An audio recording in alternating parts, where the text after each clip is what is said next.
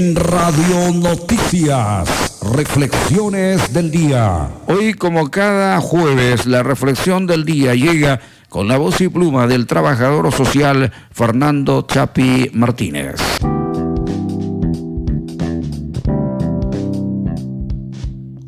Muy buenos días, bienvenidos como todos los jueves al espacio de reflexiones a través de las radio noticias de Estación Lamas 96.3. Mi nombre es Fernando Chapi Martínez y les estoy agradecido por acompañarme en una bonita manera de empezar su día. Hoy vamos a hablar sobre las metas. Todos hemos escuchado sobre aquello, sobre lo que es una meta. Quizá nos sea un tanto difícil si nos piden conceptuarlo o definirlo, pero generalmente es aquello a lo que apuntamos, aquello que queremos lograr, poniéndole, por supuesto, un espacio de tiempo para su consecución. Existen metas que incluso sin ponernos a pensar como tales, nos planteamos día con día. Para el cortísimo plazo, cuestión de horas, para el corto plazo, para ese día o para los días que próximamente vienen, y también para el mediano, largo y muy largo plazo. Las que son para el plazo corto en realidad son, por ejemplo, cuando estás en un trabajo o incluso en tus relaciones sociales o en el transcurso de tu día a día y te pones a pensar en que tengo el día de hoy que hacer esto y espero llegar al final del día habiéndolo conseguido. Pueden ser cosas muy sencillas, aunque también es cierto que de la suma de muchas pequeñas cosas se hacen grandes cambios inclusive y grandes logros. Pero lo que nos atañe ahora en realidad son las metas a largo plazo. Muchas veces no nos las planteamos. Ustedes recordarán, y ahora que el año ya está cada vez más cerca de llegar a su final, que es costumbre en muchas casas que cuando se está para cambiar del 31 de diciembre al 1 de enero, está la familia reunida o están los amigos reunidos y de pronto hay algunos rituales y entre ellos está el de los propósitos, ¿no? Hay gente que come las 12 uvas y todo eso y se hacen una serie de propósitos para lograrlos en el año que entra. Pero tan rápido los hacemos como tan rápido los olvidamos y muchas veces nos concentramos en, más que vivir, en sobrevivir cada día, o mejor dicho, incluso cada hora y cada instante.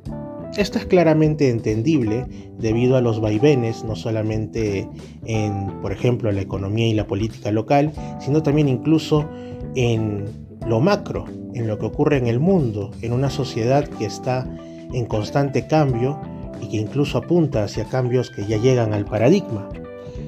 Pero aún así, podemos encontrar, como ya lo he dicho en reflexiones anteriores, desde otras tónicas, podemos encontrar un punto de estabilidad, un punto de calma e incluso de partida en nuestro interior, en nuestro autoconocimiento, en saber, como quien dice, para qué somos realmente buenos. Cuando nosotros acabamos la educación escolar, vale decir la secundaria, se nos suele preguntar, o en el peor de los casos se nos suele imponer, qué es aquello para lo que nos vamos a dedicar lo que queda de nuestra vida, que para ese momento recién está empezando además. Cuando somos adolescentes, pues estamos en una etapa de transición, en una etapa de cambio, y una pregunta como ¿qué vas a hacer para el resto de tu vida? Es bastante compleja y cuestionadora para un jovencito, para un adolescente de 15, 16 o incluso 17 años. Es aquí cuando entra la guía paterna, e incluso hay especialistas que desarrollan lo que se conoce como orientación vocacional.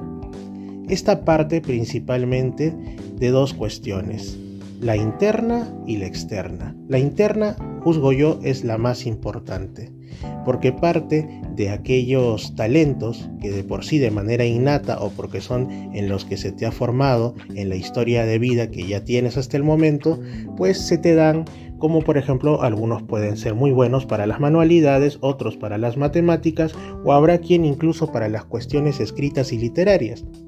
Y de ahí se puede enfocar hacia determinadas profesiones.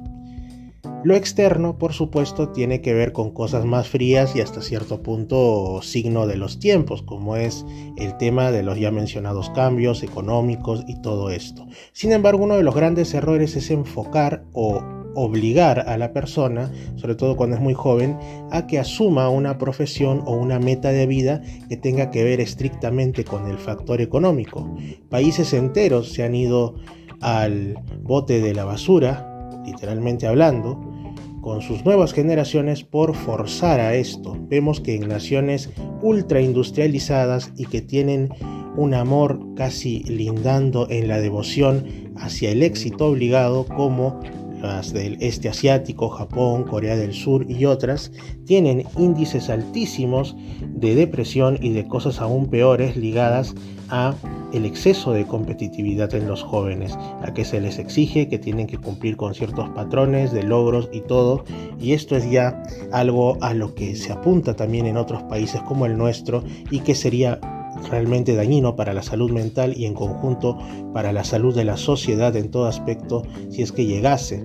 Lo más sano que se puede hacer es, como digo, sencillamente apuntar desde los talentos y plantearnos metas realistas. Ahora, hay también la cuestión en sociedades como la nuestra de que muchas veces por necesidad se dice, por poner un ejemplo, el hijo debe seguir aquella profesión y aquellas metas cuya senda ya ha sido abierta por los padres o incluso por los abuelos. Para poner un ejemplo típico, una familia de agricultores muchas veces o de ganaderos puede querer que su hijo prosiga ese modo de vida, ya sea de subsistencia o ya sea de verdadero negocio que los padres tienen ahí, porque tienen las tierras, tienen los recursos y desde la cuna prácticamente han aprendido cómo hacerlo. Sin embargo, este joven puede profesionalizar en una universidad, ya sea del Estado o ya sea privada, esto y potencializarlo y plantearse una meta realista de que esto pueda ser inclusive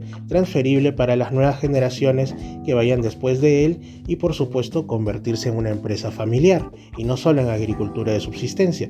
Por ejemplo, un joven que venga de una familia de agricultores podría, si es que realmente le agrada ello, optar por la ingeniería relacionada a la agronomía o a carreras relacionadas a las ciencias alimentarias o a la agroexportación.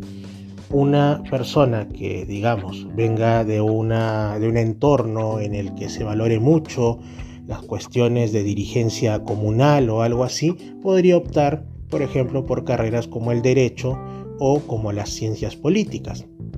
Y así dependiendo de los talentos de cada uno, pero como siempre, en toda etapa de la vida, y más aún cuando se es muy joven y se nos plantea o casi se nos exige que nos pongamos metas para toda la vida, es necesario la guía de personas e incluso de profesionales más experimentados. Existen, por ejemplo, profesionales de la psicología, de las ciencias sociales y otros que se dedican, como digo, a la orientación vocacional. Es muy importante la búsqueda de ellos, es importante también el concurso de la familia y, por supuesto, nunca desdeñar la opinión del joven, porque independientemente de la edad que tengamos, ¿quién más que nosotros mismos para iniciar la senda del autoconocimiento y en virtud de ello plantearnos y decidir en realidad qué metas queremos para lo más propio que tenemos, nuestra vida? Así pues, amigos, los planteo a que ustedes también tengan su reflexión del día. ¿Qué sería? ¿Cuáles son las metas que me pongo para los siguientes años? ¿Cuáles son las metas que me pongo para la vida que estoy empezando si soy muy joven? ¿O alguna vez me he planteado metas? Esto para todo aspecto de la vida, no solo para lo laboral, incluso también puede ser para otras cuestiones como las relaciones interpersonales o hasta para la vida espiritual. El crecimiento espiritual también es muy pero que muy importante. Esta ha sido la reflexión del día de hoy. Nos vemos el siguiente jueves, o mejor dicho, nos escuchamos como parte de las Radio Noticias. Y si quieren saber más de mí y volver a escuchar estas y otras reflexiones, mi canal de YouTube Misterio Infinito Perú. Un gran abrazo. Continuemos con las Radio Noticias.